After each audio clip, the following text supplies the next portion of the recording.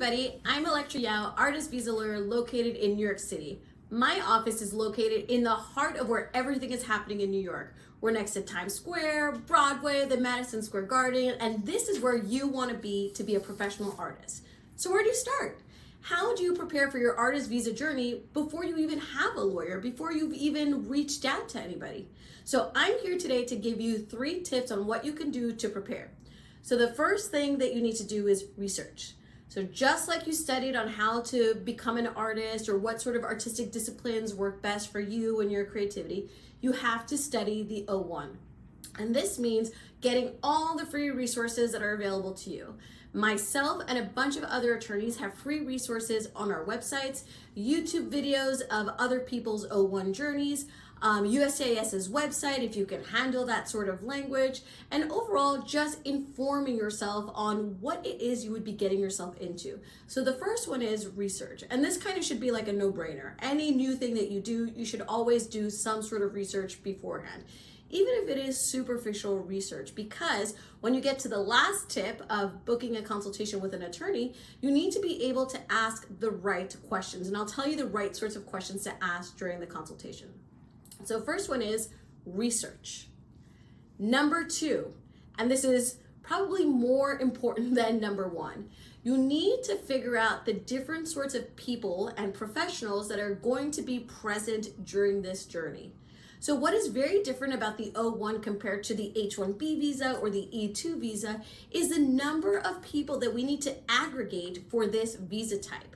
There's so many different players involved in this that if you don't have a good idea of who is confirmed to start working with you, then you're going to delay your process, you're gonna waste time, you're gonna waste money, you're gonna waste legal fees, and you don't really want to do that. Because the sort of visa the O-1 is a visa that requires efficiency, discipline, and determination. Once you start to get kind of lost and dragging your feet, that's when it seems to get complex for individuals. So number 2, you need to reach out to people even before the process that are comfortable supporting you.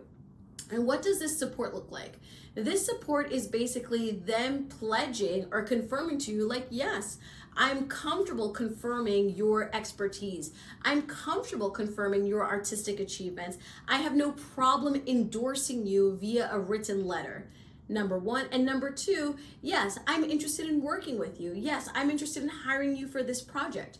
You want to make sure that you have a strong, positive idea of at least 8 to 12 people who are going to be supporting you on this journey.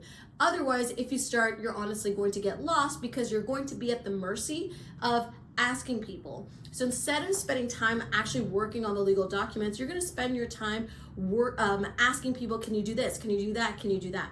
You're going to waste your time and money. And number 3, once you have studied the basic information about the O-1, have a generalized idea of who is going to work with you and support you during this petition, you need to speak to a professional. Now, I don't say this lightly. I am the type of individual that I understand that I am an expert in what I do, but I defer to other experts for other things that I need in my life. So for example, a doctor. I'm not going to self-diagnose. I'm going to go to a doctor. And I'm going to do the first 2 steps. Like I said, ask, research, find out people who will support me, like take me to a doctor's visit, for example. And then number 3, book a consultation and ask the right questions. So you need to book your consultation with a licensed attorney that is, number 2, experienced with O-1 visas and experience working with artists. And then once you've done that, now this is where the fun part starts. This is where you're going to be asking the questions. So I'll tell you like my top 2 questions that I hate because it really does not give you any information to help me move forward. Number 1, how many people who have my background have gotten approved in your firm? So this is not really telling you anything, and it's also a waste of your money because all you need to do is go on my website and you're gonna see all the different types of artistic professions that I have represented. Number 2, in terms of the success of the law firm, it's written on our website.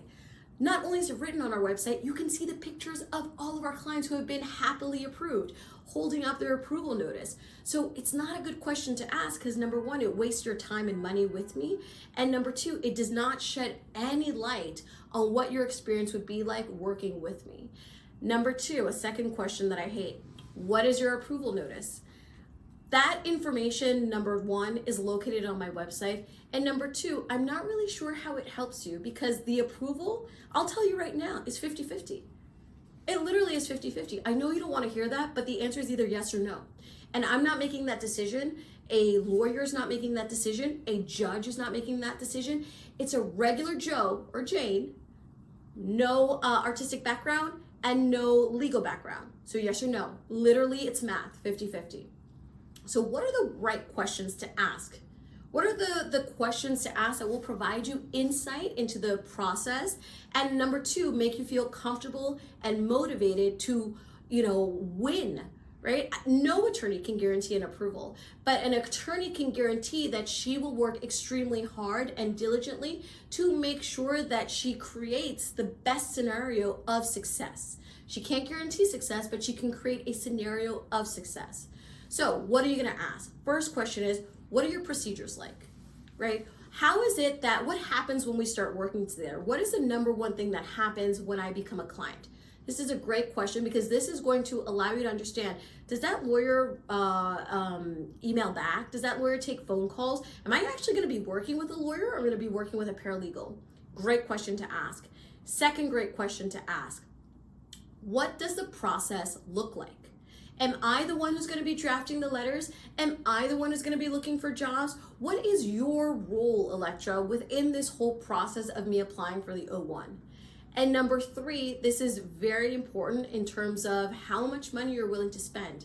Is this flat fee billing or is this hourly billing? So most experts within the field have an hourly rate, right? And their rate is not going to be the rate of a generalist, right? Someone who does a bunch of different types of things. Their rate is going to be a high rate because they're experts, they're specialized, they have unique knowledge and experience. So that rate is going to be high. You need to know, are you willing to pay hourly? And if you're willing to pay hourly, how many hours does it typically take to complete a case? Or if you're going to be paying flat fee. And if you pay flat fee, what is included in your fee? Like, what am I getting for the amount of money that I'm paying? Or how many times or how many hours is it going to take you to complete the case at your hourly rate? Very important questions, especially the last one, because it's going to show you what your budget is and are you comfortable working hourly or flat fee? This is critical in determining your journey because, again, you're going to be spending a lot of time with the law firm, a lot of time with the attorney, and the worst thing for you to feel is frustrated, lost, not heard, ignored. And this is the feedback that a lot of people have of attorneys. Spoiler, no one feels that way at our firm. I invite you to really go and do your research and go and look at our Google reviews and go and see how personalized people discuss their experience working with us. And one of the things that you will see that is present throughout all of our reviews is that we are quick to answer messages and we provide very thorough answers. So I hope that this was helpful. I hope that this gives you a leg up on how to begin your visa journey. So basically you're gonna research. Number two, you're gonna mobilize. And number three, you're going to engage a professional. These are the three things that you need to do before starting your artist visa journey. So like I said, here in New York, it's the place to be. I'm here, we're all waiting for you. Stay tuned for our next video where we're going to continue to discuss all things artist visa and green card.